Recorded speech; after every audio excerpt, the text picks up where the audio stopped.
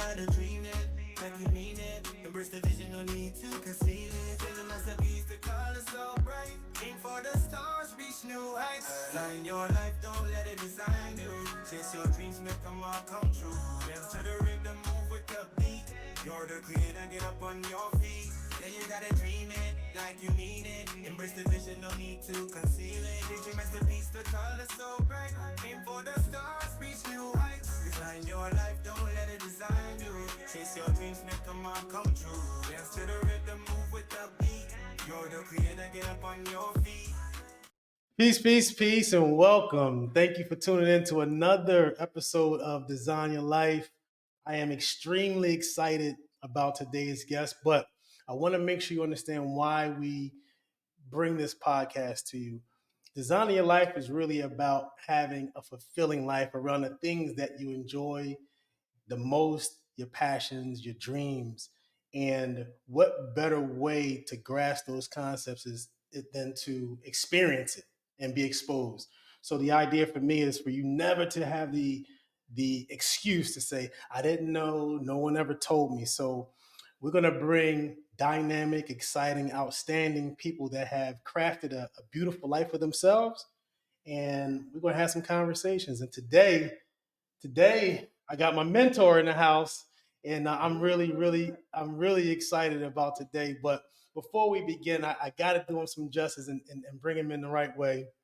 He's a father, he's a husband, extraordinary motivational, inspirational speaker, real estate investor, two-time author, entrepreneur, president, and CEO of Mr. Make It Great Inc., nominated for the Davy O'Brien Student Athlete of the Year Award, graduate of the University of Utah, go Utes, hard-hitting linebacker for the University of Utah, awarded the most inspirational player, named team captain, played 16 years as a professional football player with a who's list of Hall of Famers, played 2 years in the Canadian Football League. I call him, he doesn't know this, but I call him the Muhammad Ali of acronyms. And he lives by the phrase, make it grow. The outstanding, extraordinary Mr. Make It Great, Cedric Crawford.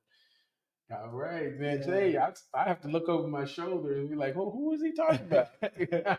No, we talking about you, brother. You did your homework, man. Yeah, a little bit. I didn't expect none of that. Okay, all right. Shoot, you took me back too. You went back to high school. Yeah. Oh my gosh. Well, we're going to dive into it a little bit because it's the history there is important in the build-up. So I want to start at the beginning. Yeah. I want to start at the beginning with like where you grew up, your childhood, what that was like, what it looked like, smelled like, felt like when you grew up. Yeah. Oh man. Okay.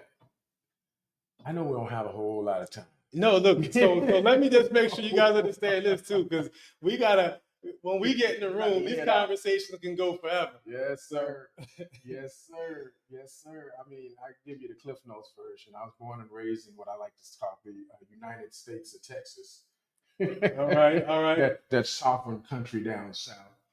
And, I say that tongue in cheek, obviously, because Texans are like, we think we do everything big. We're a little different than the normal other 49 states, but at the end of the day, we are the same.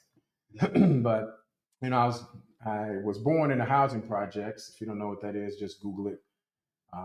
But I grew up in a neighborhood that was, fraught with drugs, violence, prostitution, gangs, you name it. We had a lot of that stuff. That's not anything that's new.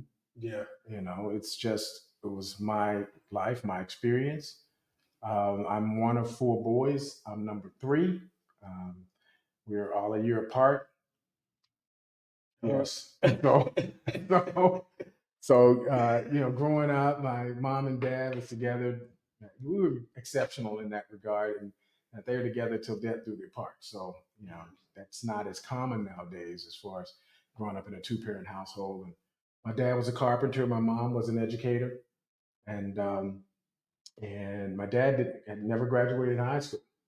And I didn't find that out until I hit my early 20s. All right. And but he made a life for himself with his hands as a carpenter. His dad was a carpenter, and his dad's dad was a carpenter. So that was a trade type of thing. Interesting. And I learned at a very young age the value of hard work. My goodness. And I hated doing that kind of work in humid Texas. Mm-hmm. And so I hated it so much. And it's so funny because my dad still talks about this to this day.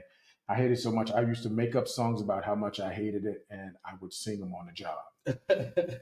Okay. And my dad would be like, "Hey, Mr. Boy, you have to come up with something you need to do that doesn't require your hand." And so, but yeah, it was just the way we used to get through the day. But at the end of the day, it really taught me that money doesn't come easy. It comes where by the sweat of your brow, and not to be a moocher, but to be meaningful, to be useful. Yeah. And boy, do we need that message today. Yeah. To this generation. But learning that really early on was setting up some good principles for me. And we were all multiple sport players. Mm-hmm. Me and my brothers, we were all very competitive. To this day, we're very competitive, both in the classroom and out of the classroom too. Yeah. That was important. And so, but just growing up surrounded by not a lot of stuff, but a lot of love, knowing that we had a good, solid mom and dad. My mom was very religious. I grew up Southern Pentecostal. All We right. went to church 8 days a week and twice on Sundays. All right. So, yeah, so it was rooted in that too as well, in the faith, and but all of that stuff being put together really, created a guy that I think had a really good chance of going out there and finding something, finding his way. And it took moving away for me to really see another side of something other than where I lived. Okay, now we're gonna go there, and it brings me to because my father he was a carpenter. He's retired. Mm. He was a carpenter. My mother's father was a carpenter, and I used to have to go on those side jobs with my father, and Yeah. you bring the wrong tool back, you get an earful, and Yeah. it definitely introduced me to hard work. Yeah. Physical hard work Yeah. was and is. So it's important. So what I do want to know is, as a kid, what did you dream about? What did you like to do? As a kid, man, like I said, my biggest thing was sports. Mm-hmm. And so, I really dreamed of maybe one day I could play. Well, football was my main thing. Okay. But in actuality, I really like basketball a little more than I know football. you play a lot of sports. Yeah. Basketball, Football, track, swimming. Yeah. I used to be a lifeguard, everything, the whole nine. And I was also on the debate team. Okay. And I loved that too. Mm. And so I had glimpses of, man, being an attorney maybe. But yeah, those were all different types of things that I had thought about, Yeah. but never really pursued anything other than, realistically, except for the football thing, where I'm saying, Yeah. I could probably take this to a really high height.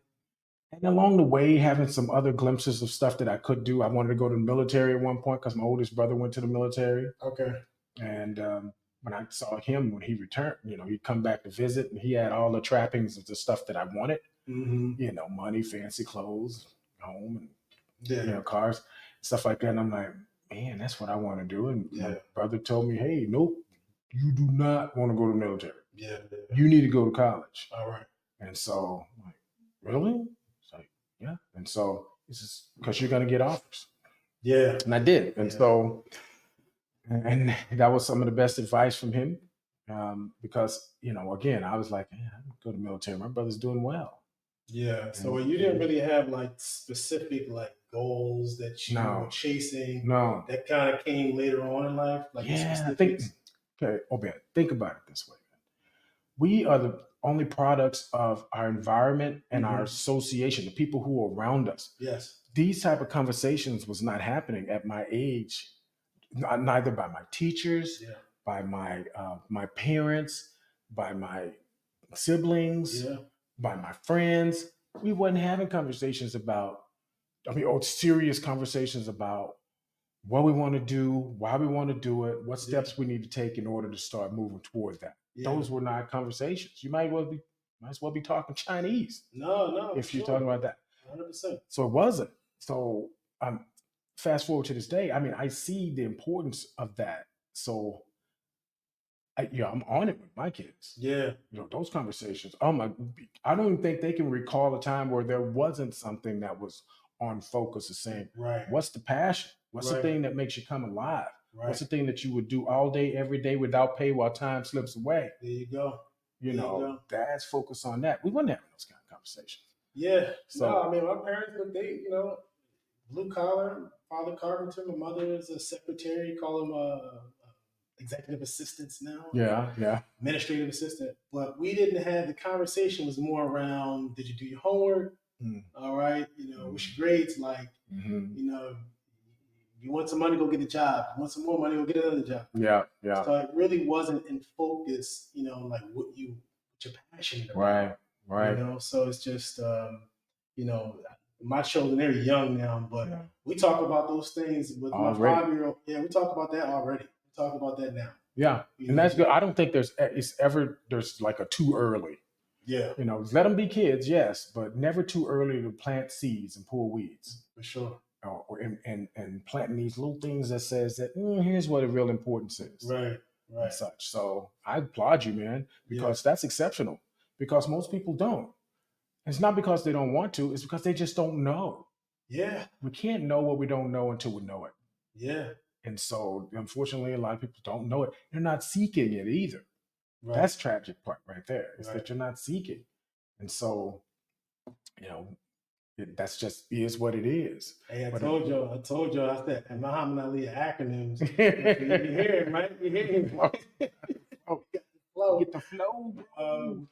Yeah. So, all right. So let me fast forward.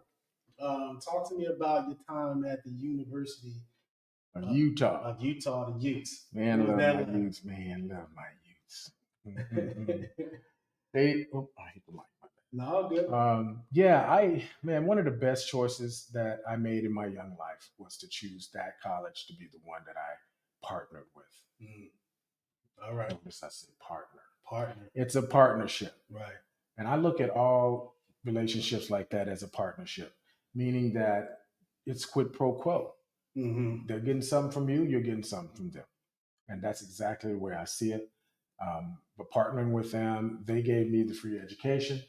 I gave them product on the field, production on the field. Mm-hmm. And, being able to walk away from that with a great experience. I loved Utah. The only thing I didn't love about it is I'm not big on snow. Mm-hmm. I know it. I think snow is something you drive to, then you drive through. Right. So that you don't stay there on purpose. But it was all good. It was 4.5 years, almost 5 years that I was actually there, because I redshirted 1 year, so that turned a 4-year scholarship into a 5-year scholarship. All right. And so, which was great. I still graduated in 4, but I had another year to do some grad school work and stuff.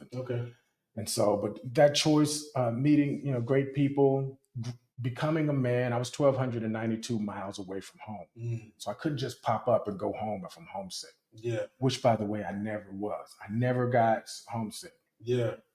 Because I was too busy. Right.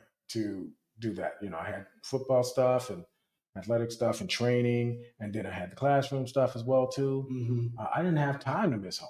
Mm-hmm. And I didn't have any real solid girlfriend tie or anything like that I was tethered to. So it made it easy for me to really thrive in that new environment. Yeah. And like I said, I loved it, man. Loved it. It was tough at times, but that's where the growth is. Gotcha. I like to say there ain't no growth in easy peasy. Yes, sir. It's got to be. If it doesn't challenge you, it's not going to change you. Yeah. And these concepts I'm talking about right now, I had no idea of these concepts when I was in school, in college, or let alone high school. But now looking back over my shoulder at it, those things were necessary. Yeah. Those are the things who made me who I am today. Yeah. And outside of those things, I wouldn't be this guy. Yeah. Now, there's been so much more growth after college. Right. So much more growth. In fact, I like to say college is kind of like, you just got to go through and meet the standard. Mm-hmm. But the real life happens after you get that little paper. That's where the real growth happens. And those who understand that process are the ones who will sail. And now there'll still be fail, but they'll be sailing for the most part because they understand that, man, here's where the real stuff that matters happens after you get this diploma or the degree or the whatever that is. Because most people think, oh, don't miss this. Most people think that education stops with graduation. Yeah. Ain't true. Yeah. No, tell them again. Education does not stop at graduation. But most people think that that's the case. Once you get that diploma, it's like, hey, I'm done. Yeah. And then they stop seeking knowledge and to be better, know better, do better, see better. They stop it. And they think, I got enough. Let me find somebody to go and swap hours for dollars for. Yeah. It's like, not what you want. It's like that time is where you start to really accelerate into the space of your career or your passion. And marrying the two, that's the challenge. Yeah. And that's the goal. That's homework for life, is marrying that thing. Yeah. And well, that's what we're talking about. I mean, the marriage of those two things, that is the core of the design of your life. That's right. If you can accomplish that, you accomplish so much. Charles Barkley said he never worked a day in his life. Well, he works on TNT and different shows. Yeah. It's work, but it's not work because he loves it. I can't overstate that. Yeah. I mean, that sounds, to some people, it may sound pious or just, pie in the sky. But it is so true. It's so simple that most people miss it. Yeah. Right. It's like, if you find that thing that you love and you become really good at it, where people pay you handsomely for it, just like Barkley said, you don't work. It does not work. Right. In fact, when my wife talk about me going to work, stuff like that, I always say, this is not work. Right. I think of work as something that, you like have to do. It's somewhat could be drudgery, where it's like working with your dad in the carpentry site. That's work. That's work.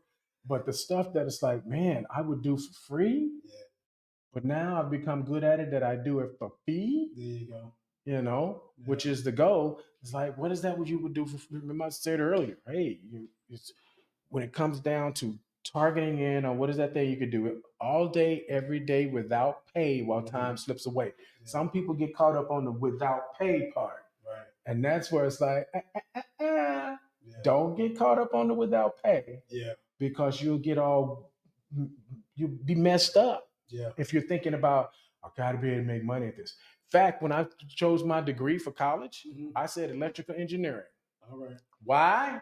It's because I went to a manufacturing company called Proline Hair Products in Dallas, based in my little city of Dallas, my senior year, and toured the place along with other seniors and got a chance to talk to the engineer that had built all of the robotics and arms and stuff there that was doing it. And he looked like me. He's a black guy. All right. And I was like, dude, hey, everybody asking questions. And I was like, hey, I got questions. I was like, how much money you make? Right. And so he's like, okay, that's a little personal. I said, well, I'm just, hey. And he answered. He says, hey, well, let's just say, I make close to 7 figures a year. And I was like, back then, this was in '89. Yeah. And he said that, and I was like, whoa. And he says, the good thing is I love this, and I could take it anywhere. And so he said, and most of these robots I built in my garage. Wow. For the company. Yeah. And I was like, wow. Then I said, well, what did you get your degree in? Because I was getting ready to go to college. Right. He said, electrical engineering. Right. And so I was like, that's what it is. Yeah. I want to be an electrical engineer. Had nothing to do with what I was passionate about. Yeah, and that's the sweet fruit right there. That's extremely important. Like I've worked with youth and young adults, right? And say at a vocational school, job corps. Yeah. And you ask the kid, what do you want to do? We should go to, I want to be a probation officer. You want to be a probation officer just because that's what what you've heard of, what your cousin, sister, uncle does, or something like that. So we don't spend enough time, in my opinion, on self-reflection. Yeah. Especially as a young person. Yeah. Because so many people made that same, I would say, misstep. Yeah, it's They're like thinking the money, yeah, but okay, well, which is not to be ignored, right, because people, money don't make you happy. It's like, but neither does poverty. So what's your right, point? right, There is a point. Money affects everything that makes you happy. right, right, It's ranked up. Jim, I remember Jim Rohn said it's not that important, but it's ranked right up there with oxygen. right, So it's like, hey, you need that to breathe. You go Right. need money to leave. And so those who say, no, it's not this, somebody's gonna be paying your bills. yeah, So just shut up with that. Money is important. So yes, you're not forsaking the money part, but it's Right. like knowing that the goal is to marry, and I like to There say you go. the most significant marriage this side of the universe, other than you and your lifetime partner, is the marriage between your passion and the purpose part. It's like, okay, you got the passion, the purpose, and then you bring them together and you find a way to make the profit. Wow. How do you profit from that? If you figure that out, Yeah, I mean, just imagine what your life is like. That's the thing is imagine what you like, because most people are going to work for 40 years, 50 years, and whatever they do. So for 40, 50 years, you're working on your dad's construction site, Yeah. or you're working doing something that you wake up and it's like, I can't look at. I'm telling you, Cedric, at night I can't shut it off. Yeah. Like I'm having trouble getting to sleep. So you know when you have that passion and when you have that energy Sure. associated with the thing that you do, Yeah. it's a blessing, and you know it takes some time. It is. It takes some And time. that's true. And but the goal and the homework for life is to find that part. Yeah. And then, as you were saying, with your the students or the people you used to work with, the vocations or whatever, and it's like finding that certain thing. And I think that, you know, I look at it, I say, what's the 26th letter of the alphabet? Why? So Yeah. probation officer, why? Right. And then let's get to the root of the why. Yeah. Because if the why really is, I want to be able to provide for my family and this is good money, it's like, okay, that's cute and that's great, but come on, it's got to be deeper than that. Right. And so saying, okay, here's the core. I love being able to create value for other people, whether it's written or spoken. I love that. I love seeing other people benefit and me being some part of the process of why they're benefiting. Yeah. Because something I created. I love that. Yeah. I love making people's day. I love human beings. Yeah. You know. Yeah. And it's funny, I like to say that the world is full of jelly beans. Okay. And they're different color ones. I like the green ones. Okay. The ones that dream driven, goal getting, passion pursuing, on a mission to be better, know better, do better, see better. Wow. Those are the ones I like, and I like to surround myself with those people. People like yourself, you know, where it's like this person, he's on a mission, and it's not don't y'all miss this. It's not for selfish reasons, it's for selfless reasons. All right. All right. And so it's okay to be selfish. It's okay. Right. But for selfless reasons. Like, I want to be better so I can be able to be better for you. Yeah. I can serve you. When you're flying on that airplane and they say, hey, in the loss of cabin pressure, the apparatus, oxygen mask going to drop from the ceiling when you're in an airplane, they say, who do they tell you to put that mask on first? It's always yourself. And the reason is because you're of no use to anybody else if you can't breathe. Right. And so secure it yourself. Now you can work to try to help somebody else. Oh, and I heard something the other day where that old saying of, I'll take care of you if you take care of me. And I said, you know, and I'm all about the reframe. How can I reframe it and add to it or maybe modify it? Right. And so I was thinking about that statement. I was like, in actuality, it's not I take care of you, you take care of me relationship. It's I'll take care of me for you. Okay. You take care of you for me. There you go. And if you really think about it, it's like,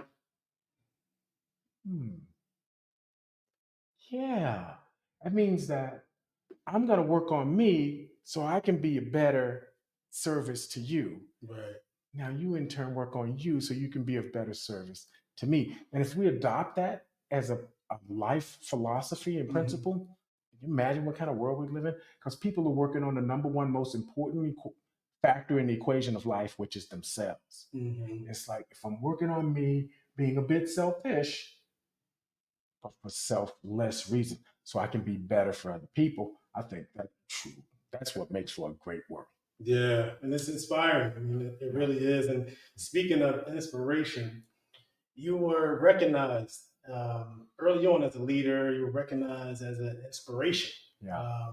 In the sports world. So I'm just curious, where did those traits, in your opinion, where those traits come Man, that's a good question. I don't even know, bro. from? Yeah. I'm just a passionate guy. I remember in college, because Mm-hmm. I was voted the MIV, or most inspirational, MIP. MIP. And um, I remember before every game, before we headed over to the stadium, Mm-hmm. our coach used to have us parked in the ballroom of whatever hotel we were staying in. And each one of the players on the team that were in the ballroom, usually we'd have about 55 of us or so.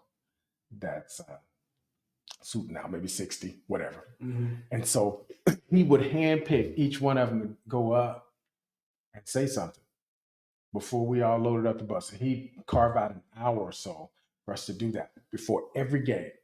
Okay. And so early on, around about my maybe sophomore year, Mm-hmm.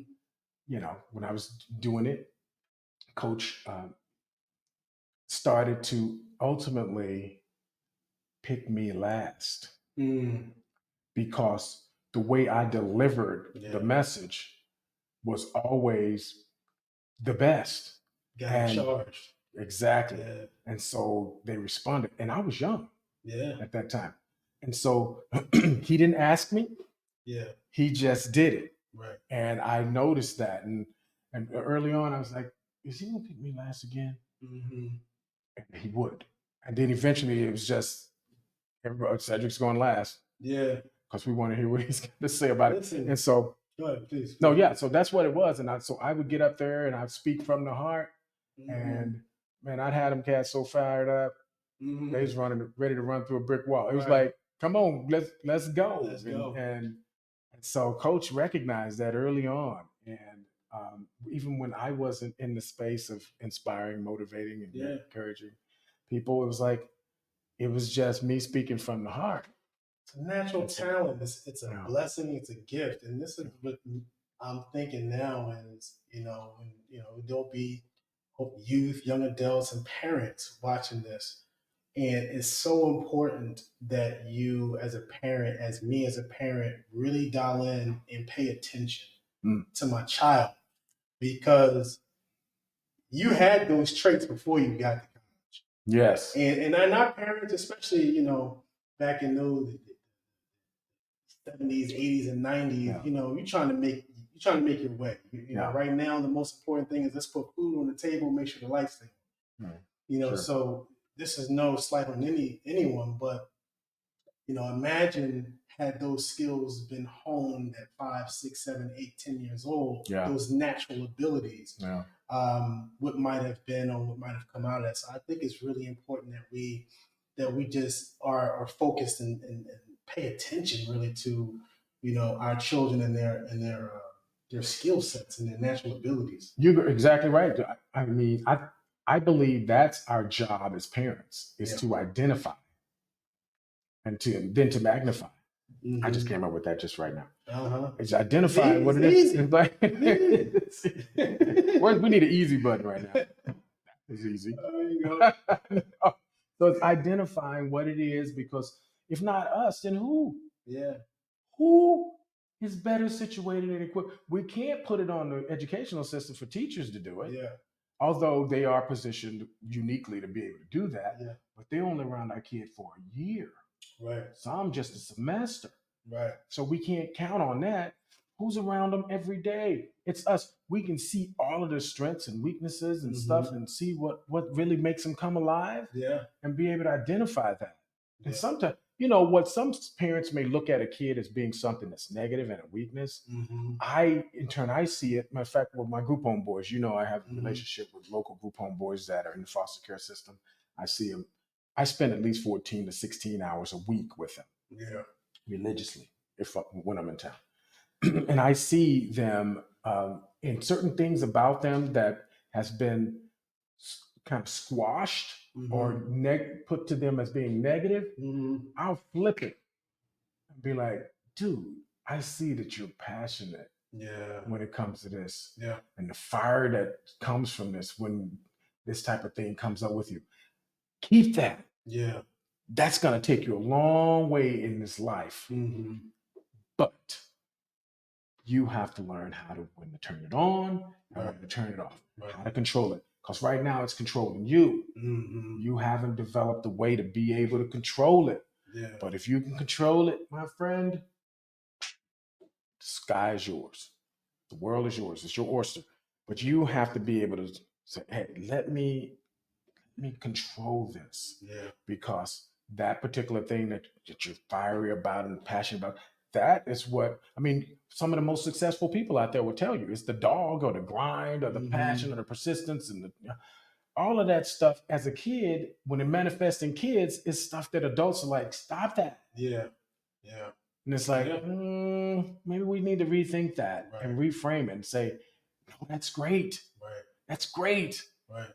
But control it. Yeah, I always say, don't let you drive the car. Don't let the car drive you. So That's you it. know, That's it. It sinks right in. That's it. So as parents, we just need to identify that stuff and don't be so quick to put our thumb on it and try to suppress it. Yeah.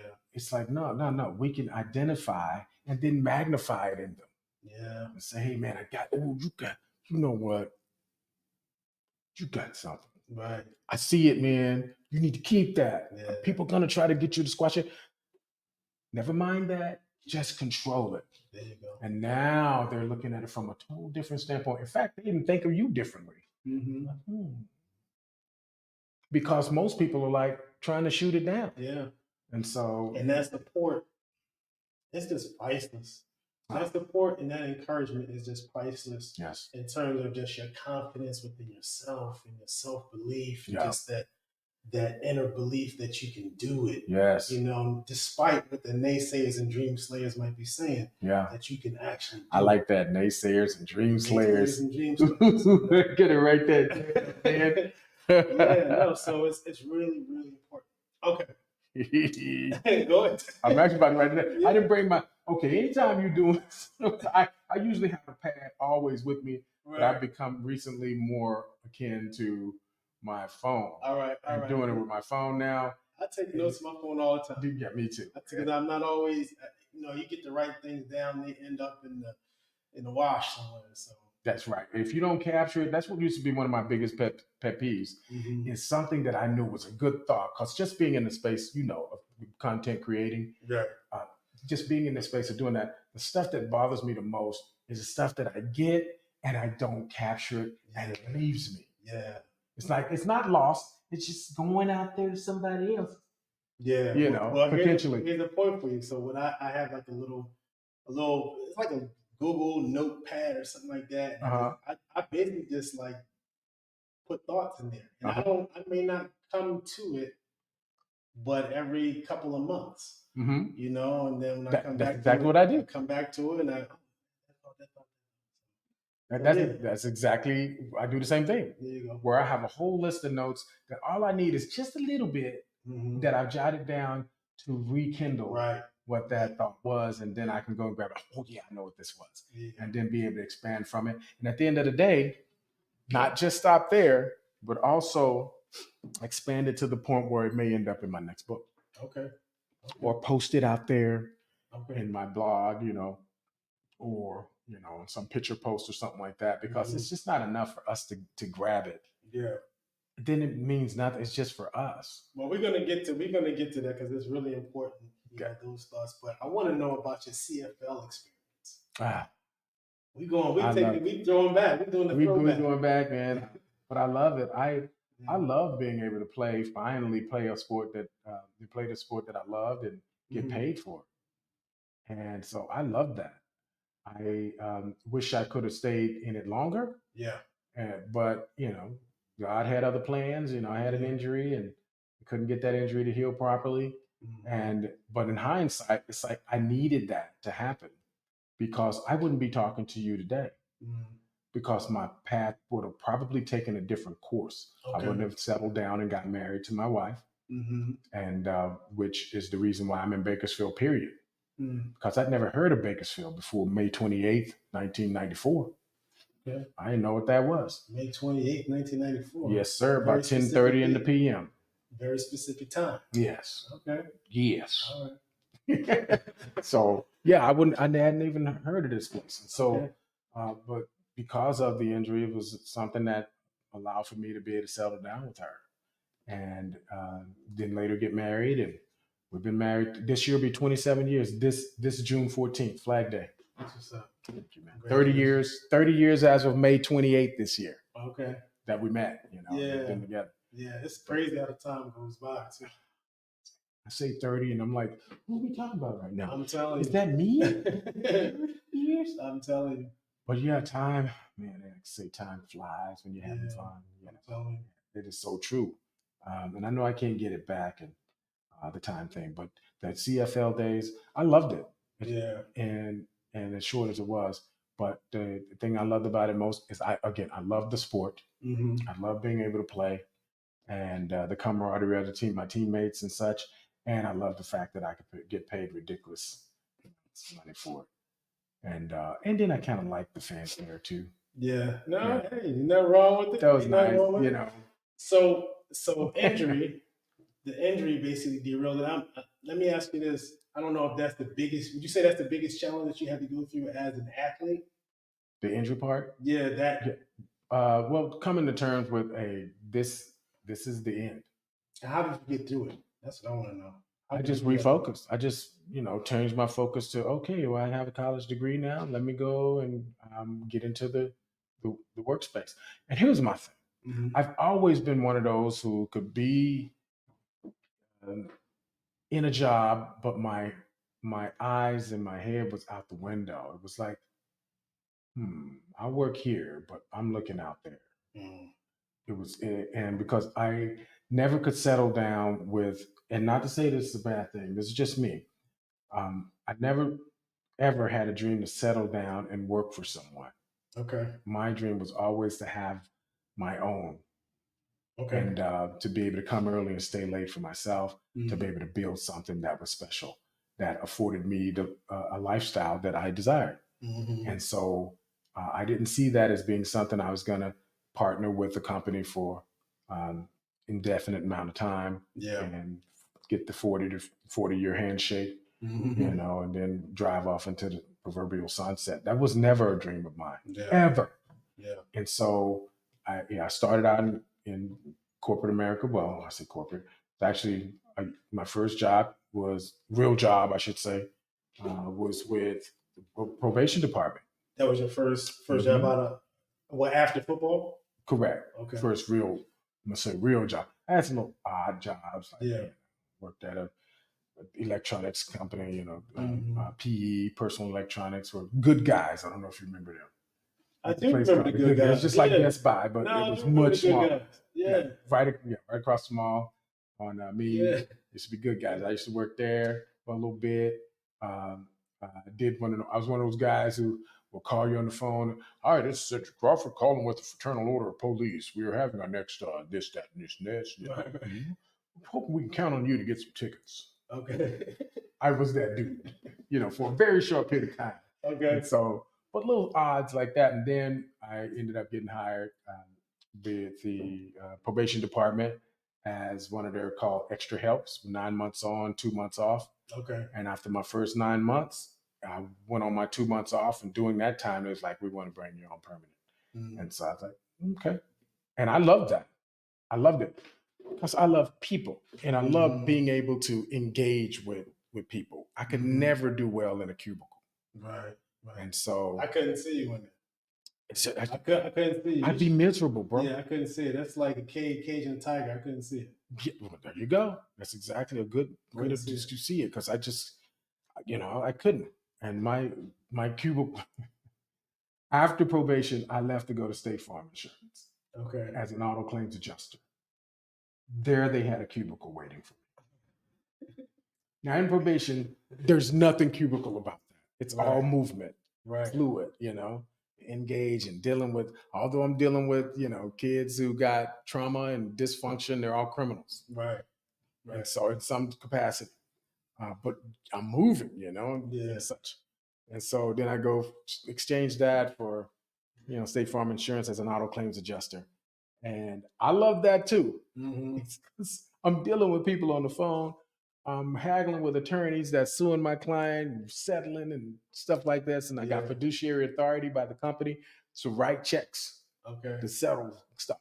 All right. And so that was fun. You explain your position. I explain my client this and not okay. You think you maybe move a little bit early, whatever. Just Yeah. I used to love that. And so, but that wasn't my end all be all for me. Mm-hmm. At that same time, I was growing my real estate investing company outside of that, where I had a team of people who were, doing the rehab stuff. Because early on, when we first started that company, when me and my wife met, I was doing the work. Okay. Because I knew how. Mm-hmm.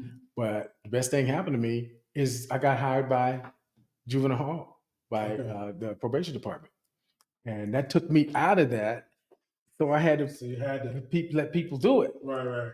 And coordinate that team. The best thing happened to me because most businesses are growing slowly because you're in it. Mm-hmm. It's like get out of the way and employ people and let them do that stuff. And so that's what happened. So I was able to grow that, and then I got fired. You got fired? Oh yeah. Okay. Best day of my life.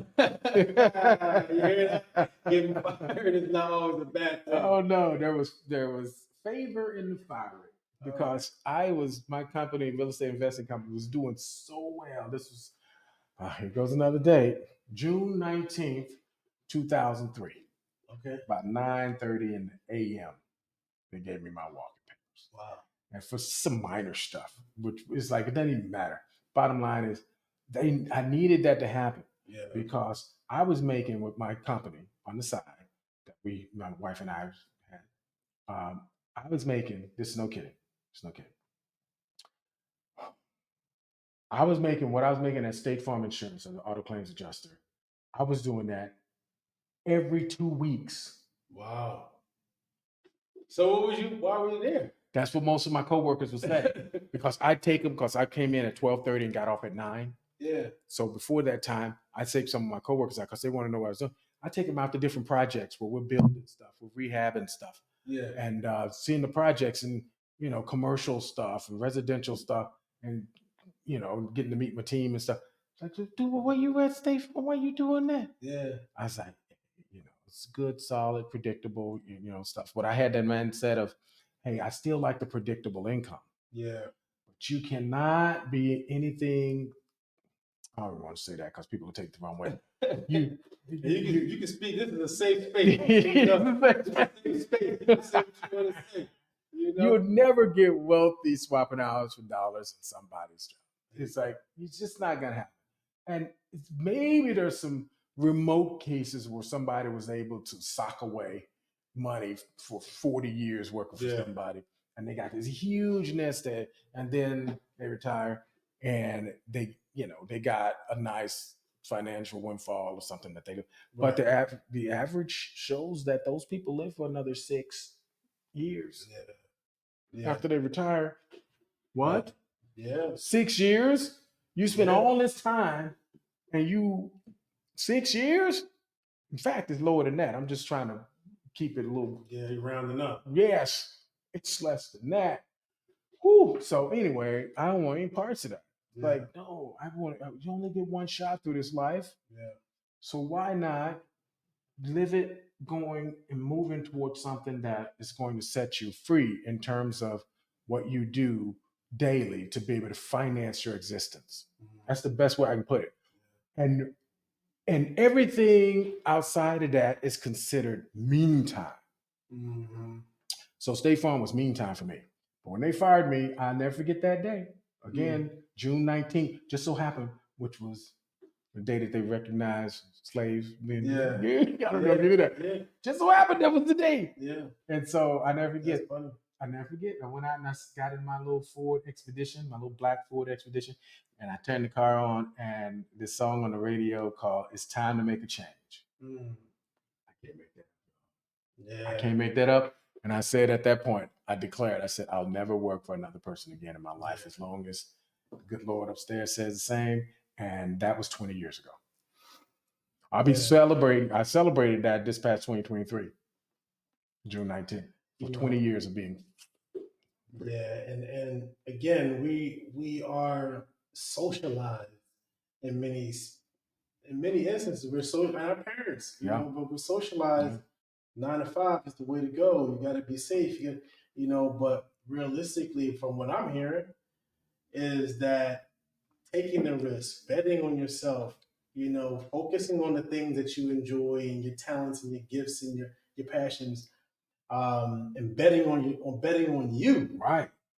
is you know, because they can walk in and give you those papers anytime they want. Oh my gosh, that is the biggest myth out there that most people accept out of hand is the myth of employment, job security. Job security. Yeah, it's a myth because people, just like you just said, they could just come and give you your walking papers and not have a reason, and you have no recourse. Now, if you're under contract, that's different. Yeah, but at will employment. That's exactly right. So they can fire you at will without, and if they fire you, it's best they don't give you a reason, because then you don't have if they give you a reason, you have a leg to stand on to try to bring some type of legal action to try to prove it otherwise. So when they fired me at State Farm, they didn't give me a reason. And I said, I looked at the guys that were there, was 3 of them. Call all their names right now. No, I won't do that. But I remember all 3 of them, and I said, hey, if I see y'all on the street, man, I'll still speak to y'all. Yeah. And it's like, and so anyway, but I left out of there feeling liberated. Yeah. And I came home and told my wife, and she was like, she thought I was joking. And I was like, no, they fired me. Really? I was like, yeah. I said, so game on. There you go. So I immediately became an employee of my company at that time. Okay. Because at that time I wasn't considered an employee, so I just started taking a salary from my company.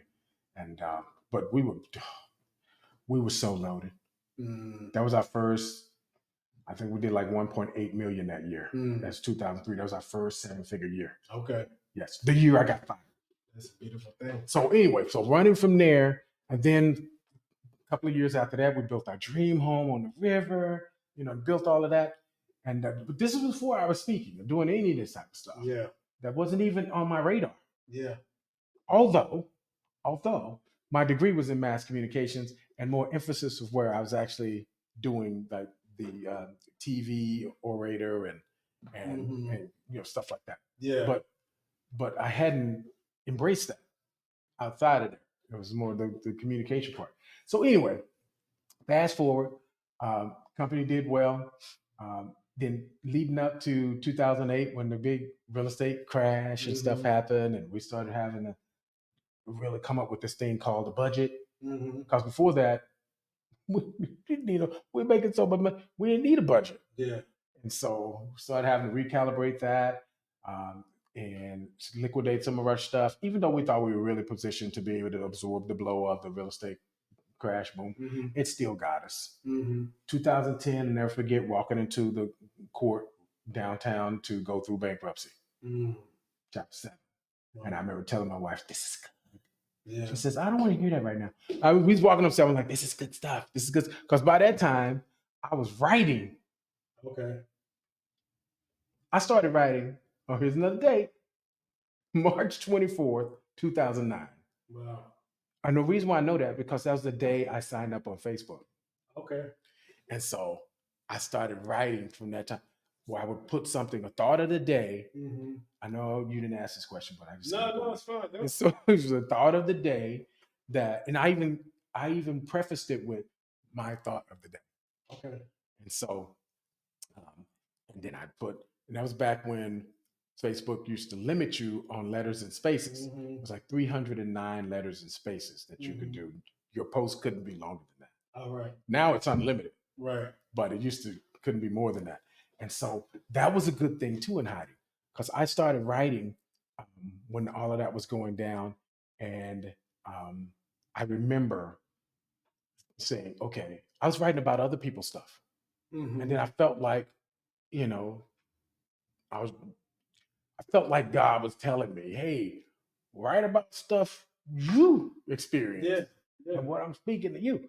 So I started writing about stuff that I've either been through or recently talked about, or, oh, I had a thought about this. And I had to refine what I was saying because I was limited to what? 309 letters and spaces. Yeah. So it helped me to refine my message. Right. Right. And I remember being open to that process, and I'd wake up 2 o'clock in the morning, couldn't go to sleep. You were just talking about this. 2 o'clock in the morning, feeling like I was being downloaded with information. I just would pull out my pad and start writing. Yeah. And I remember sometimes I just wrote by the moonlight. I'd open the blind and because I didn't want to wake my wife. Yeah. And I just write on my pad by moonlight. And then I was like, wait a minute. Some of the greatest writers who've ever existed wrote under this moonlight. Yeah. Same moonlight. And so I just remember feeling like, oh, it was like an awe-inspiring moment. Yeah. So anyway, so I started to capture more and more content, and every day I would deliver a post. And then ultimately I got to the point where I dropped the thought of the day because letters and spaces were premium. So thought of the day went bye-bye. And at the end of all my all my posts, I used to say, make it a great day. Okay. And that's kind of where it started. That's where it started. Make it a great day. And then obviously over time, I bridged it to make it great. Right. So now my brand is Make It Great. Mr. Make It Great is my whole pseudonym. Awesome. And so MrMakeItGreat.com, by the way, if you want to go check that out. Yeah, we're going to make sure we get that too, for sure. First of all, I want to make sure I don't miss this thought that, he kind of went through some numbers and some success from a financial standpoint. And I just want to highlight, which might not necessarily people think of these as highlights, but I want to highlight the beginnings. Okay. Coming from projects, coming from, not a silver spoon, basically. Yeah. Coming from, places that a lot of you out there, you're stuck in spots where you go outside and there's nothing but gloom and doom and danger outside. Yeah. And many times we allow ourselves to believe that that's what's for us. And there's so much more out there. So I just want you to hear and understand that a lot of the guests and my friends that come through, they come from a lot of these same spaces. Not everyone, but it's important for you to know that, you are special when you can get it done, despite whatever you see outside. Yeah. But I wanted to ask you, just kind of like business stuff, I guess, is that, what was that? Okay, I want to ask you trademarks. Yeah. So you have a couple of trademarks. And I don't know if you still have them. I would imagine you still do, but I'm just curious about the trademark. What made you decide to get the trademark? Was the process really hard? Because a lot of people have ideas for different things, and I think a part of these conversations is to just expose them to processes and ideas as well. Okay, when you say trademark, first thing that pops into my mind is my actual trademark service marks that I've had registered. That's what I'm talking about. I think that was signature wear, and then it was also a logo as well too. Those two things that I don't even use. Okay. But that was at a time in my life where I was pushing this new, just this brand where I had this idea, hey, I want to create my own line of clothing. It's going to rival Polo. Yeah. Only it was a squatting golfer in silhouette. Right. And so I loved that, man. And people loved it. But it's not something that I really, with any seriousness, pushed. And then later I set it on the shelf and was hoping that one of my kids would pop up and want to really push it. You know, because I was like, I'm taking it in a different direction. Right. And so it's been on the shelf ever since. But was the process to trademark, was that difficult? Was that rocket science to trademark? Well, at that time, it was, oh my gosh, there's never been another time in history where it's so much easier to do that. Back when I did it, though, it wasn't easy. I remember I remember driving down to LA to go to their national library or something like that so I could go on their trademark computer there Okay. and research, my chances of being able to have this trademark and stuff. Mm-hmm. Oh my gosh. It was bananas what I did All to the do red that. tape and Yes. yeah. And nowadays, I almost think it's so easy that people won't do it because it's too easy now. Yeah. It's like if you really want it, you need some stuff, some obstacles to be able to weed you out, Right. to weed out people, Right. because they kind of want Mm-hmm. it. It's like, but I really wanted it. So I was willing to go down there, take a whole day, to go down and do that and go through that process and research it and grab the information and stuff, Mm-hmm. come back and do some stuff. Then I hired an attorney to do the trademark thing and make sure that it was recognized and registered and stuff. You you don't have to do even the fraction of that nowadays. But now that's why everybody can have it if they really want it and make it really easy. So people who just kind of want it, you ain't got to do a whole lot to do it. Yeah. But basically to protect your ideas and correct, it's easy now. I mean, you got LegalZoom. Mm-hmm. I'll just pick that one out of there. The stuff I don't get any money to pitch LegalZoom. Right. By the way, Right. just saying, LegalZoom, they do all kinds of stuff they can do. Cookie cutter. Mm-hmm. Everything from set up your corporation or LLC or C corp or whatever, S corp, doesn't matter, or do legal stuff for you as well too. Trademark registration, service mark registration. Where was that? That none of that stuff existed when I was doing this stuff. Nowadays, I'm telling you, it's never been another time in history, and it's just going to get better, by the way. Yeah. Or easy, should I say easier? Or easier. I would normally say simple and easier. No, in this case, I'm gonna say easier because it is easier to be able to do these type of things, and I think that's kind of a catch-22 because if everybody can do it easier, you got more people that's flooding the space. Yeah. And they are really not even that committed. Yeah. They just kinda, and it was easy. Yeah. But when you had to work for it and go through it, you had a smaller place. It ain't gonna change, that's for sure. They're gonna definitely continue to make it easier. That's correct. That's correct because technology favors lazy. Yeah. It's just true. Oh, not to mention AI. Yeah. 100%. Oh, I was just talking to my daughter. Oh, okay. I don't want to walk aside, but it's just the time. I was just talking to her the other day. She's architectural engineer. All right. And I said, babe, like it or not, AI is advancing to the point where there's fewer and fewer things that AI can't do better than humans. Yeah. And I said, so your architectural degree that you're going to get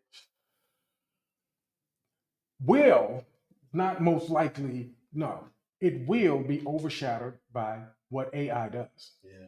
Because I could get you to, hey, this is what I want, whoop, whoop, this is my little thing.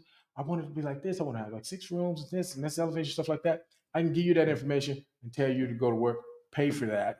Yeah. Or I can plug those parameters into AI and say, give me 10 renderings. And it'll in 5 seconds.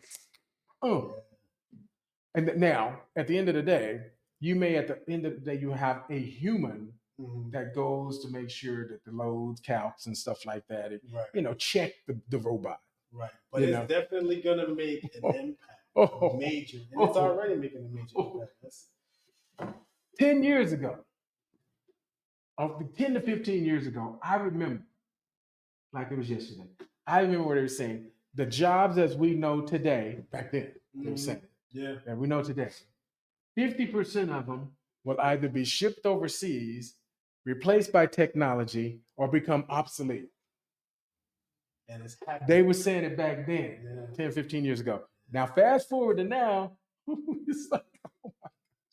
It's crazy. It's so true. It's crazy. And there's a lot of benefits. We're going in a whole different space, but it's totally fine because, this is also a part of life design, to be honest with you, because if you miss the boat and you try to stick your head in the sand, it's going to be even potentially a bigger issue for you. But It's true. yeah, no, and I use it. I probably use AI every day in some shape, form, or fashion. And more people will start to take Yeah, advantage of it. Why yeah, not? yeah. I've used it. No, Thanks. yeah, no, it just speeds things up. It It does. speeds things up. I mean, I think there's still, space. You have to have the wherewithal and the prompts and all those kind of things. Right. But What yeah, about that person who says, I want to do it the old fashioned way. I don't want to use no AI stuff. What do you say? you won't be upset. You won't be upset.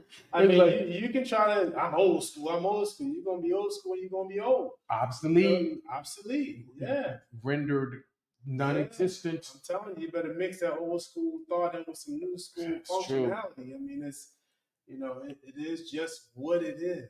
Yes. The reality of artificial intelligence is Yeah. it's here, and it's just going to continue to grow. Yeah. It's kind of like saying, man, I'm not going to use those cell phones. I want my own. I want the old dial-up, or and I'm not going to use the internet. Yeah. What is that internet? I like my 8-track tapes, man. They sound better. Yeah. What? I'm gonna use my map. I'm gonna travel across the world with a map. Who does that? Okay. It's like, what are you holding on to? Yeah. And I totally get it. And my thing is, for those people, go ahead, do your thing. Yeah. If you like it, I love it. My dad used to say that. Yeah. If you like it, I love it. So, hey, you do you, boo. But at the end of the day, it's like, why not leverage technology to benefit you in some way, shape, or form? Yeah. And my whole thing is like, dude, use it as a tool. Yeah. And now people like us, people, period. We have to figure out a way to bring some type of value to the marketplace. At the end of the day, that's what income earning is all about. It's how you bring value to the marketplace. Mm-hmm. So AI is replacing a lot of stuff, but at the end of the day, how are you going to bring value to the marketplace? Right. And so there's certain things that AI just can't replace. It's just, you can't. You need a human for it. Yeah. And so it's like figuring those things out. But having something that you've already honed in on and saying, hey, I can leverage AI to be able to enhance this, what I do, and continue to bring your value to the marketplace, something different. Yeah. For example, I mean, in the space of speaking, AI will never, ever replace a real live person. Right. You just can't. Yeah. I mean, sure, it can come up with some great stuff and content and stuff like that. But as we said before, it's not just content. Yeah, no. Yeah. Content is not king. Content is queen. Mm-hmm. What's king, and you know this, we're going to tell y'all, what's king is the delivery of the content. Right. Because it could be great stuff, PhD, peer-reviewed, white paper, all this other stuff. At the end of the day, who's delivering it? Yeah. How are they delivered it? Right. Is everybody asleep? There you go. Drooling on somebody? It's like, what good is the content? It's so good they sleep. So having someone, a human, to be able to measure and weigh and audiences and deliver that stuff in a meaningful way, that'll never be replaced by a machine. So that's just an example. Okay. Now I do want to switch up real quick. I want to know about Mexico. Talk to me about your project in Mexico. Okay, well, that's a project of the past to never be. I probably won't pick that back up ever, just because I'm not very bullish or high on doing anything outside of the borders of the United States. All right. In a physical capacity like that. Got it. But that's something that I started when I used to be a part of a group called the Maui Mastermind Group. And it was a elite club we were part of. And we used to meet in Maui once or twice a year. It's a philanthropic group. Yeah. Where we're all doing well in business. Let's figure out a way to creatively give back. And out of that group, I created my own thing, grassroots, was to be able to build homes for people without homes in Mexico, just south of Tijuana. And so that was, I love that, and I have a team of as many 30 people that was part of our group. We We'd meet down there, and we'd have the outfit that was already set there to be able to have the slabs poured and have all the lumber and stuff and supplies there. And we'd bring the tools and stuff, and we'd meet there as a group, and we'd build a house in a weekend. A house in a weekend. Wow. Yes. And so, and then we hand those keys off to a family. Usually it was a family that had grandma, grandkids, parents, all of them living generational home. Generational home, yeah. And the houses weren't very big. They were A-frame, simple to construct, but very solid on a foundation. We'd also build them an outhouse. All right. That, yeah, really nice.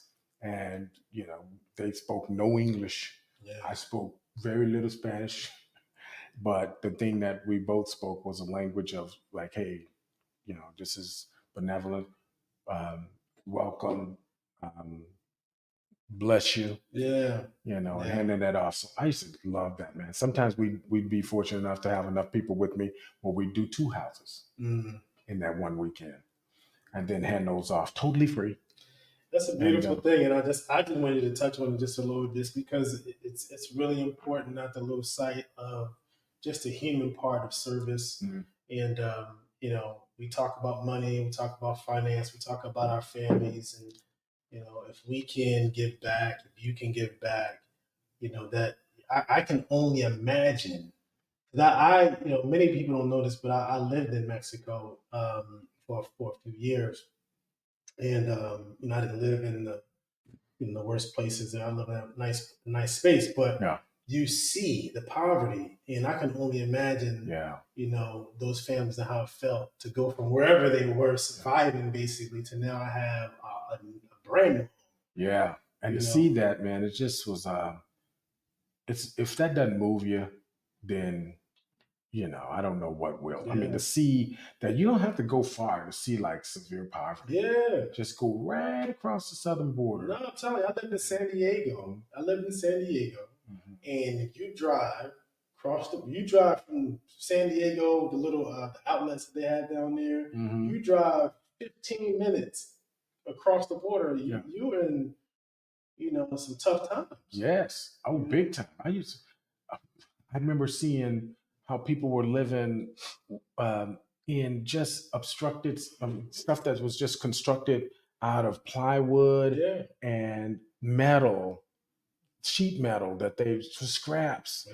And then they have a few 2x4s erected with blankets around them just to get privacy when they go pee and poo in a hole in the ground, it's like, which was, or shower, which is not even really shower. It's like you bathing from a tub. It was, and that's just right across the border. And so to be able to do something like this here, which wasn't a major thing that's going to really change the world. Yeah. But it changed lives. Piece, I mean, it changed the world, but it changed some lives. Yeah. That's what I have to say too. It's like, hey, we may not be able to change the world, but we can make a really nice little piece, real nice, from time to time. And so, so I'm trying to take care of my piece, bro. And so that's one of the parts of the thing. Like, hey, as you're continuing to go, it's not always eyes on self, but eyes on someone else, and what can you do to be able to give people a leg up and a hand up.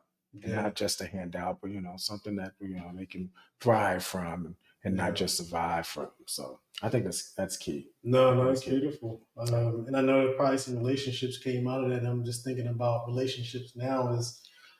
I want to talk about relationships a little bit.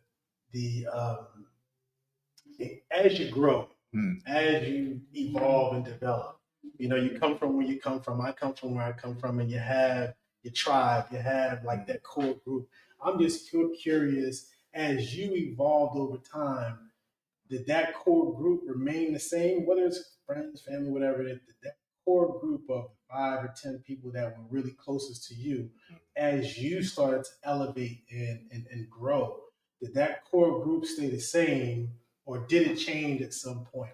Well, it depends on how far you go back. So if we go back to All the way back. all the way back, All the way back. When I go home Mhm. to Philly, you know, when I was 12, 13 at the playground, Yeah. I'm talking about those guys. Yeah. When I go and I see some of those guys and the guys that were younger than me Yeah. look 10, 15 years older than I mean, that's so, yeah, I'm Yeah. talking about going back to that. You know, I think you'd be hard pressed to find someone who's achieved some level of significance or success that would answer no, that has not changed. Mm-hmm. Because coming from where I'm from, at least if they're coming from, you know, some type of background like I've came from, Yeah. they, yeah, I think you'd be hard pressed to find someone to say no. It changed, you know, whatever. It's like it has to change. It has to, because unless, of course, there's an exception where, you know, all your people around you, you know, y'all had similar paths and you know raised up out of it. That's almost it's very exceptional. Yeah. In my case, I can't. As far as my friends, Mm-hmm. um, they're either dead, Mm-hmm. in jail, or living off the state somewhere somehow, Mm-hmm. or living at or below the poverty level. Mm-hmm. I could count maybe one person that comes to mind. Not to down anybody else that watches this, but I'm just saying. One person. I can really count like maybe one or two people that were friends of mine back in the day that and I'm talking guys, I'm not talking like the gals or whatever, because I don't know a whole lot about the gals, that has, you know, they've done something to where they were, you know, success, I guess would say, as defined by most people. Yeah. One was a sheriff, and he just recently retired. Okay. And so, which is a good family friend of ours, and that we grew up with. And I'm sure there's probably some others. I just don't know of any that I really ran with. Yeah. That I could say that about. So here's where I want to know: is at some point did you have to distance yourself or cut people out of your life, and what was that like when you had to do that? Well, I'll say this: that and why did you have to do it? Well, I'll say this because I think I had an advantage because the school that I chose to go to was 1,292 miles away. Mm. So, like it or not, that's distancing yourself from everything that I ever knew and grew up with. So, I literally had to reestablish my life in a different city and state, severing all the others because only way I could see them if I came home to visit. Right. And I'll never forget one of my good friends, best friend. He, I mean, man, he was raised in a single family. He was an only child. That was my buddy since kindergarten, bro. Yeah. Since kindergarten. And we stayed together all the way up through 8th grade. You know, he'd always have the prettiest girl, and I'd have her friend that was not so pretty. You know, just so, you know, we could, you know, be together and stuff. Yeah. And so we did everything together, man. And he's my boy. We lived, he was primarily raised mostly by his grandma, which lived 2 streets over from us in the hood. And so we rocked out 8 years together. And then we were going to high school. His mom did not want him to go to high school in our neighborhood, which our high school was notorious. At that time, my senior year in high school, we were number 1 in the country for dropout rate that year, my senior year. And second place was like some high school in Detroit, but we were number 1. So Pepsi had a Pepsi challenge where they was funding graduates after I graduated. They was going to give you $10,000 a year toward furthering your education for freshmen, sophomores, juniors, seniors.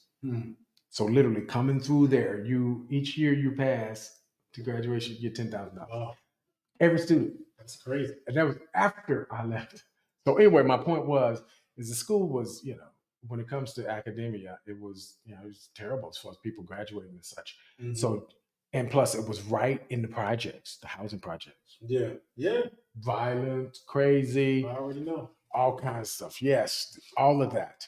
And so his mom said, no, you're going to go to the white neighborhood because that's where she had an apartment at.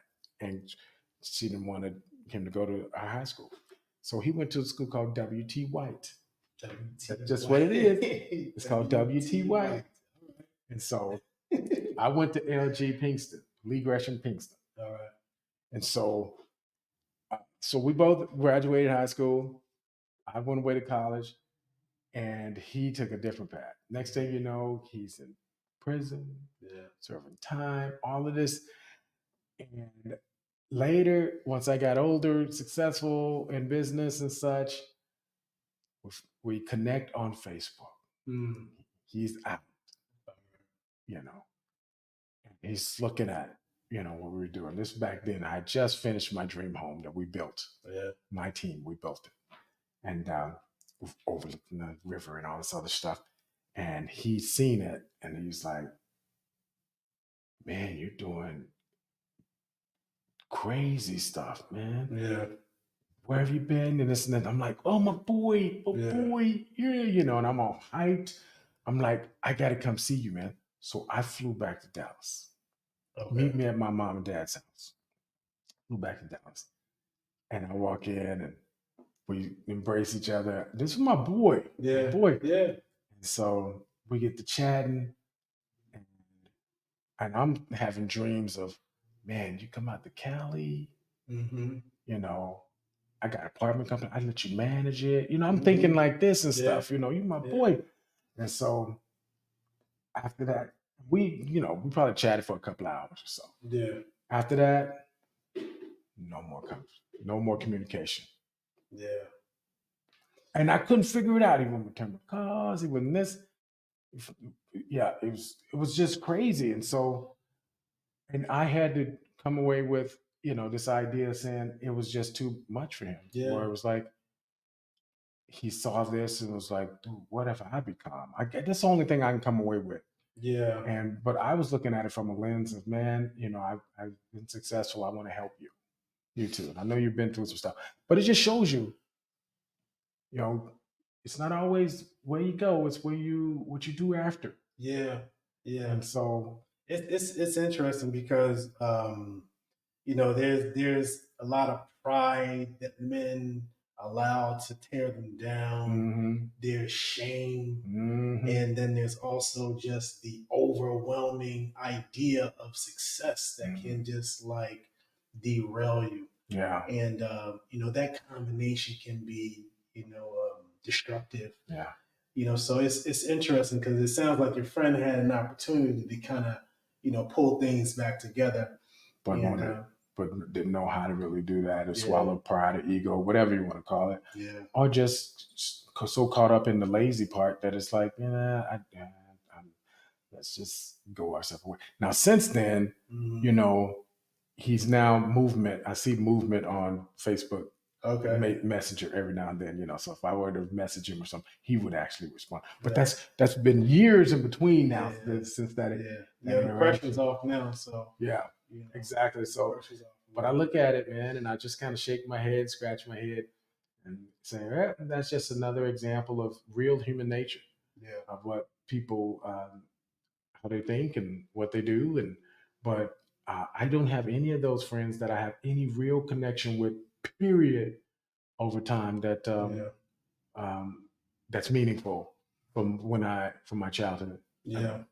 One other one came to mind, a buddy that is in some area of being successful or productive in society as well too. I remember him too. So again, I can count them probably less than one hand.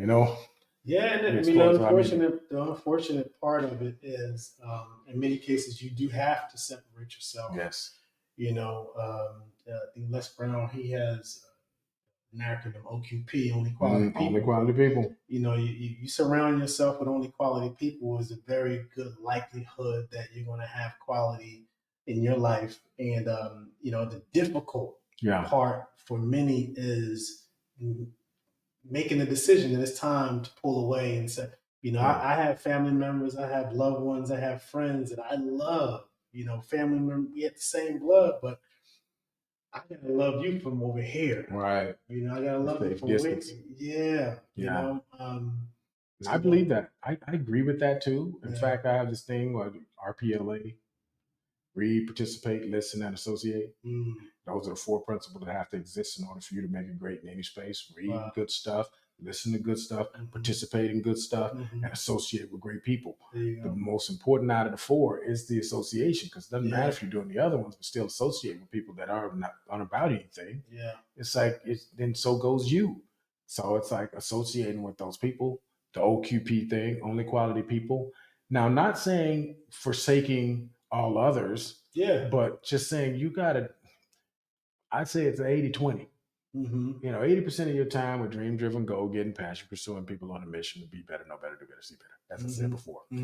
But 20% with whoever the mothers that ain't doing that. Yeah. And you can still extend that olive branch, and say, hey man, I want to help you out, man. Hey, how about you, take this course and start thinking of how about I invite you to consider this, man. Think about it. You can still offer. Yeah. But at the end of the day, it's like if they don't accept it, it's like, that ain't on me. So you go in this category over here. Right. And I kind of use my categories as red light, green light, yellow light. Okay. There's certain boxes you're going in. Right. I got my greens. Yeah. My green jelly beans is what I call them. Right. And some are young grasshoppers. They're green right here. Those they fit a certain mold. And some are red, where it's like, you get very little of my time, if any. Yeah. And then you have those wobblers. Yeah. That are in the yellow category, where they're not quite red, definitely not quite green. They're somewhere in the groove. And so most of the anxiety or disappointment and stuff when it comes to dealing with people means that you have them in the wrong freaking box. It's like you dealing with a yellow and you got him in a green box. Yeah. It's like, put them in a yellow now. You don't have to worry about this stuff. It's like they've already declared that they're yellow until they're not. Right. Or red until they're not. And you gotta just let that happen. Yeah, look, my thing is you have to, and I say this, you do an inventory, take a look at who's in your space, and you make a decision. Yeah. Are your dreams more important than those relationships? That's true. You have to make a decision.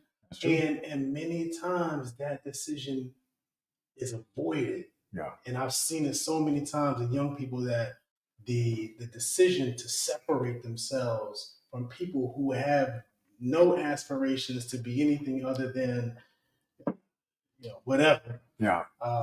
It just derails them. And 10 years goes by, 15 years goes by, 20 years go by, and they're still in the same space. So it's tragic. It's really important. And it also brings me to, we talk about relationships. Yeah. The other side of relationships. I want to know what your take is on mentors.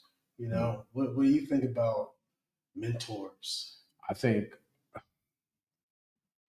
if you want to go somewhere far, go with somebody and have people who you can glean from. Want to go fast, short, go by yourself. So it's just gonna fizzle. So with that said, it's like you just, if you're gonna go through a minefield, follow somebody that's been through it and maybe even have a few appendages missing to show for it. So they can tell you where to step, and even more importantly, where not to step. That is a mentor. So as you're climbing that ladder, you want to hit the rungs, but if you got someone who's climbed the ladder and had that ladder leaning against the right building, because you could be climbing a ladder and it's leaning against the wrong building, right? Ain't gonna help you. So, but being able to draft off of that person who's been there, done that, got the t-shirt and socks to match, that can give you some sage advice, just saves you so much more undue or unnecessary heartache and heartbreak. Yeah. Because there are some things, some landmines you can sidestep. I know you heard the old saying, experience is the best teacher, but learning from somebody else's experience is just plain old smart.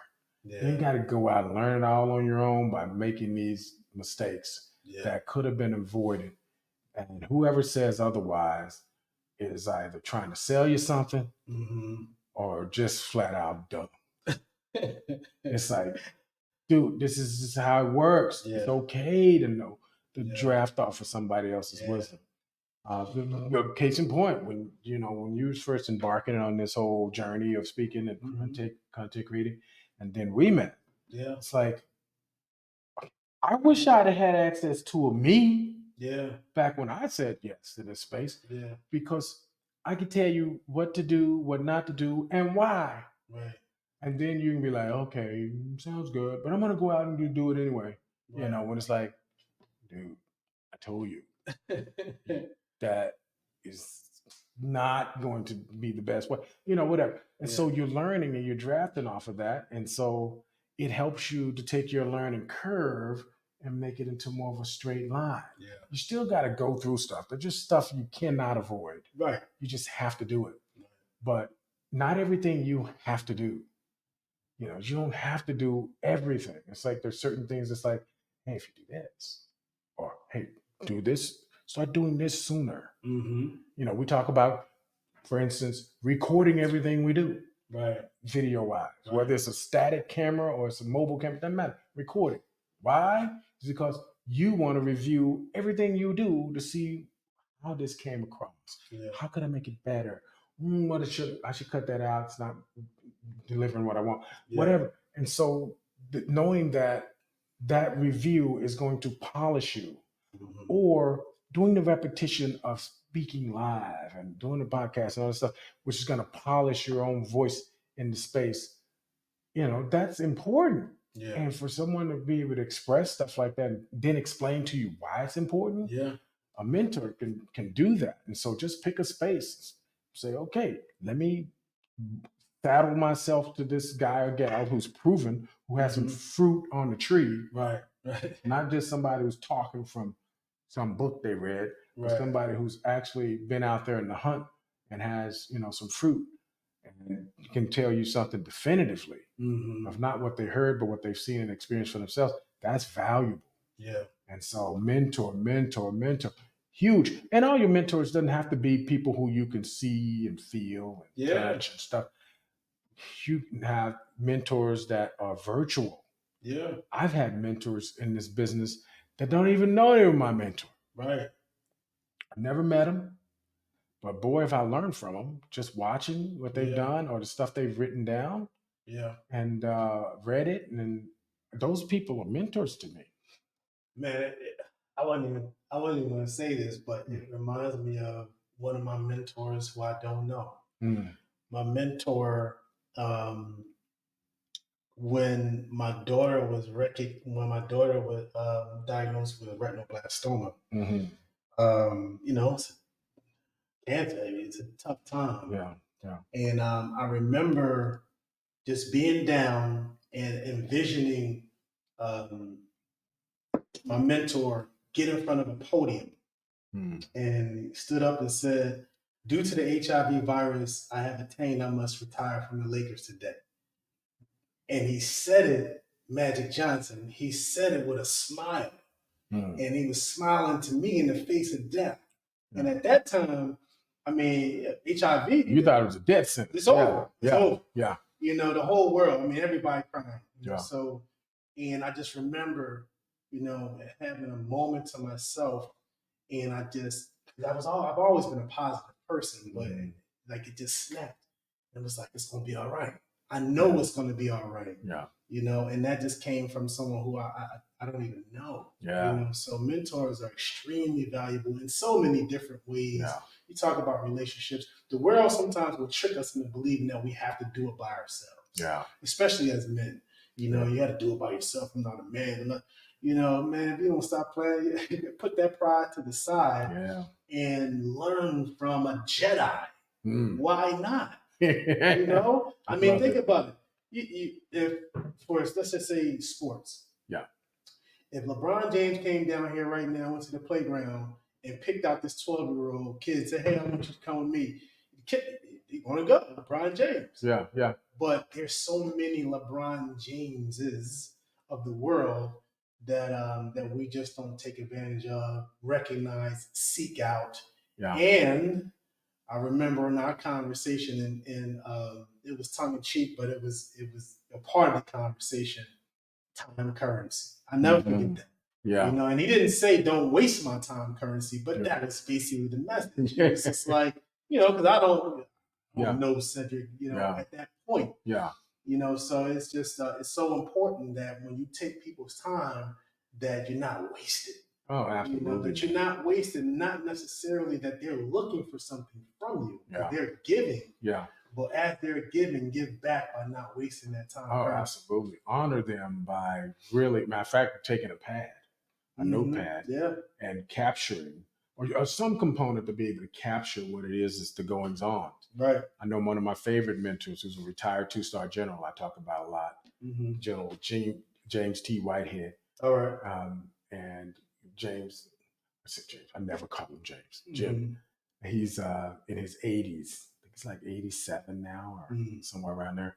But it's just a spry still. Yeah. And he was the first African American to fly U-2 planes. All right. And so anyway, anytime I'm with him, because he just moved out of the States, so I can't see him as much as I used to. He moved to Arizona. And so with his wife. Anytime I see him, I got my notepad. Yeah. And I like to say, anytime you're in the presence of gray hair, shut up. You just take notes, Right. you know, because there's wisdom, especially with somebody like himself who's got he's a wealth of information and experiences and his stories of, you know, the struggles that he's had coming up and how he didn't want to take the route of woe is me and trying to leverage, you know, the fact that he was Black to get into certain spaces, like affirmative actions. Like, nah, I'm gonna earn my way into this stuff. So anyway, he has tons of stories, and I love being able to capture that stuff because he has some of the most interesting sayings and stuff, and just a great guy to be with. But one of my favorite mentors. And to be able to capture that. So I encourage people, like, find them. And truth be told, some people think it may be tough to find mentors, but you can acquire them rather easily if you do what I'm about to tell you. All right. Listen. If you know of what you want to do and why you want to do it, and it's a place that you say, hey, this is worthy of my best efforts, this is where I want to be. Now find someone in your area that's doing it, or has done it, one of the two. Preferably do it, but at least has done it. Come to them and tell them you want to gather information on them. You want to do a report on them. You want to create a blog or something on them that talks about their struggle that they've gone through, and something more about them. Because we're wired for, some people might deny it, but or deflect it, but we are wired for acknowledgement and recognition and such. We may not really say it, but it feels good to feel like you're meaningful. Or you're recognized or acknowledged for your accomplishments. And those who say they're not, lying to you, or they're trying to sell you something. So don't buy it. It's true. It's how we're wired. And some people may, again, be good at deflecting it or saying, nah, I don't want it. Nah, I'm okay. You know, it's like they're good at that. But deep down inside, that's what we as humans are wired for. So with that in mind, you approach them from a position saying, hey, I heard you're one of the best at this, and I have a dream to be able to do this. And I just want to pick your brain and offer your services to them for free in whatever capacity that they want to use you in. But ultimately, or from the beginning, you just want to gather information of their struggle, why they make the decisions they made, what did they decide they wanted to do, what education they had achieved to be able to make it better, whatever. But basically gathering information from them and making yourself available to them after that. Saying, hey, you know what? If you can use me any type of way, I just want to be around you. You ain't got to pay me. I just want to be around you, be able to glean from you.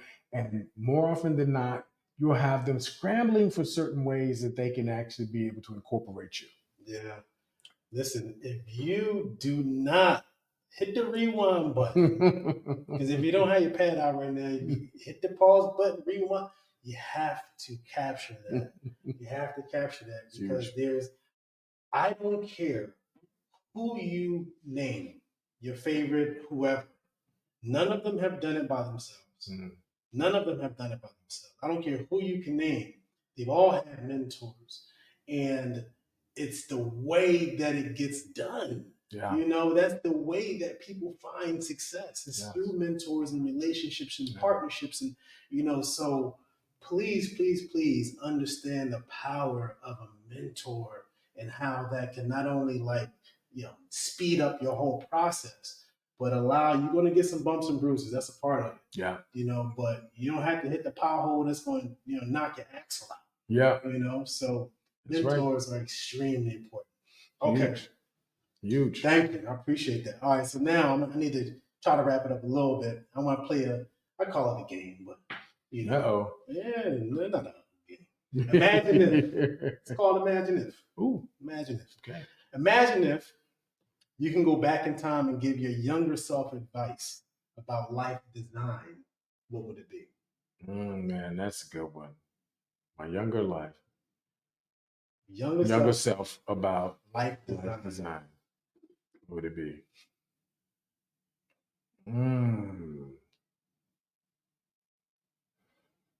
See, he had all the acronyms. He was spitting them out. But this is cool. So I'm trying to reword that in my head so I can present a better answer. So listen, this is a conversation, organic conversation. I got you. You don't have to be perfect. That's all right. You gave us perfection. Gosh, about life design. Give yourself permission to not get it right and to grow through the process. Give yourself permission to be a beginner. Don't beat yourself up so much. Be open to, other ways of seeing things. Don't be so closed-minded, and fire some of those mental coaches. So it's basically just, I would prep myself to say, hey, be fluid, be open. Yeah. And throw that spaghetti against the wall, something's gonna stick eventually. Okay. Really get into that. Really get into it. Okay. All right. That's all I want. All right. Imagine if you could invite 3 people, living or dead, to dinner. Who would they be? Who would they be? And what might be one of the topics of conversation? Man. I'd invite the younger me. Can I do that? You can invite whoever you want. Okay, so that'd be one. And I can't cut out, just inviting. I mean, can I say God? You can say whoever. I mean, because you can. This is your dinner party. Yeah. Whoever you want. I could say Jesus, but I want to go to God, the ultimate, And okay, let's bring it back to earth real well. So got my younger me. We got God. What else? Who else to invite to the table? It'd probably be my mom. All right. Because I still lost my mom in 2008. Yeah. And that would be a beautiful dinner. Yeah. Oh my goodness. Oh, that's crazy. Yeah, we didn't talk for almost 2 hours. I can't imagine. It's been 2 hours off? No, not quite. But okay. I'm telling you, it goes by. I tell you, yeah, you're right. It does. It flies by. Those Okay. be the three, man. Okay. All right. Imagine if you had the chance to address a global audience for 5 minutes to share one crucial message. What do you think that message might be? This be just one. You got 5 minutes. This is Yo, it's 5 minutes. You Oh, got 5 minutes, so we can't get through a subject in 5 minutes. It's like, who does that? I don't know. 5 minutes? Listen, they got whoever else in the lineup, so you only get 5 minutes. Oh man, that would be difficult. And you can't skip out on your 5 minutes. You got to get up there. They waiting on you. They want to hear from Mr. Make It Great. Okay. For 5 minutes, the whole world. The biggest challenge is there's so many key things that I could say that needs to be heard that I'd have be forced to package in a 5 minute deal. So many of them. Yeah, I'm sure. And I'm not just saying. Yeah. No, I know. So this meant to be. Just pulling one down. All right. Would be that life is the ultimate dealer. Okay. Think of 52 card deck plus the 2 jokers. That's 54 cards in the deck. And life is just dealing you cards. And those cards are certain things that's designed to push you through stuff. STUFF, there goes an acronym. Situations that uncover frustration, fear, flaws, fallacy. There's a lot of F's and stuff. So life's cards is dealing to you, and the best poker players tell you it's not the cards they're dealt, it's how they can play them, how they play the cards. Such is this life. Life's gonna deal you. You didn't choose your parents. You didn't choose the environment you grew up in. You didn't choose any of that stuff. Life dealt you that. Yeah. But what determines who sails and who fails and continues on is how well they can play it. Yeah. And that playing comes from equipping yourself daily to be able to play the cards. Because it's not a question of if, it's just when and will. When will you get the cards dealt to you again? And will you be prepared? Yeah. So since that's true, because it's true, you're going to get them. Will you be prepared? And preparing yourself, stuff like this here. Listen to podcasts like this here that's designed to inspire you, motivate, encourage, and educate you, to give you some tools to be able to traverse this minefield, some takeaways, some tips, some techniques, and some nuggets that don't go to your hips, but to your head and to your heart. Get into this stuff. To equip yourself to be able to deal with the cards that life is going to deal you is ideal, and really accepting it from a metaphorical standpoint, but actually being true to life. Yeah. It's like, how are you going to deal with it? Yeah. You know, because there's no exceptions. You got some stuff in your life. I do too. We all got stuff. Right. The situations that uncover the frustration, the fear, and fallacy. We all have it. It's like, okay, well, who deals with it best? It's those people who have equipped themselves and continue to equip themselves and empower themselves and enrich themselves. Try that one out. To be able to deal with the stuff. Yeah. Because stuff's going to happen. Yeah. No, I appreciate it. That'd be under 5 minutes right there. That'd be under 5 minutes. Man, I appreciate it. So I really only have one more question. And the question is, there's somebody that's watching this that has a dream, has something that they want to do, something that they love, something that they've been thinking of doing, and they don't get the support from the people that love them the most. The people that love them most may not even believe that it can be done. You know, may be encouraging them to do other things, but this is the thing that they love, and they man, I can't stop. I can't turn it off. This thing is in me, but I don't get the support, and no one believes. Like, what would you tell them? Welcome to the club. Because that's life. In fact, and I'm going to keep getting biblical on you because some of y'all might not believe, but you know, even Jesus didn't work any miracles in his own town because they didn't believe. It's just what they say. That's what the Bible says. They didn't believe. So He had to deal with that. What makes us think that we're exceptional? Mm-hmm. I mean, most of the people that are most challenging in our life will be the ones that just so happen to share your same last name. Mm-hmm.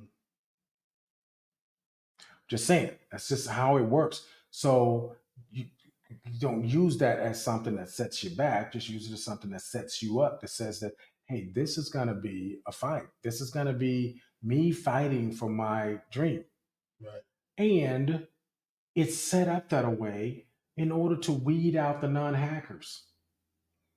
You have these obstacles, which just so happen may be family members that don't believe in you. Yeah. And they say, you suck then, you suck now, you're going to suck in the future. You're going to always suck. And that's when you tell them. Tell That's them. when you tell them, Tell them. I may suck right now, but suck is halfway to success. I'm just halfway there, baby. Yeah. I'm going to keep moving in this direction and saying that, hey, because I've identified the thing that is where the space that's going to be the best version of me, because that is the homework for life. Is saying, what is it? What's the thing that firsts out the 26 letter of the alphabet, which is why you want to do it. And deep down into your nuggets, you know that, hey, this is where I want to be. And because of it, you now say, okay, it's not just if, it's just when and will. When will this happen for me, and will I be prepared as I go through the process? So continue to prepare yourself for it. But just know that there's nothing about this process that's going to be easy. Now, the process is simple. Yeah. As far as there can be a method to get there, but it's not easy. It's designed that way. It's to weed out people that just kind of want it. Yeah. It's like to get to the ones that really want it. Was it E.T. Eric Thomas? Talked about want it bad enough to breathe. It's like breathing. It's like it's true. There's different metaphors out there that you hear from people who are famous or not so famous. But at the end of the day, it all means the same thing. It's like, okay, what is your reason for the season of you being exceptional? Because those who are able to achieve that are exceptional, meaning that they're different, because most won't. Doesn't mean they're going to hell. It's just they won't. And so then the question becomes, will you? Will you endure? Will you persist? Will you stick around long enough doing the right stuff until your version of success shows up? Only you can answer that. And so dream big, dream one of them big, hairy dreams. Because I'd much rather have one of those and fall just a little bit short, but still be happy, than to dream a little bitty dream. Because most people don't accomplish their dreams because they just fail. It's like, no, it's because they have a little bitty dream. Yeah. And then you go ding and you accomplish it and you just park. There you go. And know that the top of one mountain is just the bottom of the next. Yeah. So keep growing and going. Let's grow. Let's grow. Cedric, man, I really appreciate you coming by, man. It's been a pleasure. Yeah, same here. I knew this would be a great conversation. Yeah. And hopefully you guys have benefited from it. I've benefited from it, just sitting down. And one of the things I want you to please remember is I encourage you to love yourself enough to love what you do. If your dreams are possible, they're possible for you. So just remember that you can do it. Remember, you are a champion. Believe it. Design your life, man. This is the end of another wonderful episode of Design Life. Can't wait till next week. We have someone else wonderful coming in. And I look forward to hearing from you, seeing you. And just remember, it's yours. Go claim it. It belongs to you already. All right? Naysayers and dream slayers. Naysayers and dream slayers. Pie face. We gone. And I'll have a great day. Design your life. Peace. Design your life. You gotta dream it, can you mean it? Embrace the vision, no need to conceal it. Feeling myself, use the colors so bright. Aim for the stars, reach new heights. Align your life, don't let it design you. Chase your dreams, make them all come true. Dance to the rhythm, move with with the beat. You're the creator, get up on your feet. Then you gotta dream it like you mean it. Embrace the vision, no need to conceal it. Picture masterpiece, the color so bright. Aim for the stars, reach new heights. Design your life, don't let it design you. Chase your dreams, make them all come true. Dance to the rhythm, move with the beat. You're the creator, get up on your feet.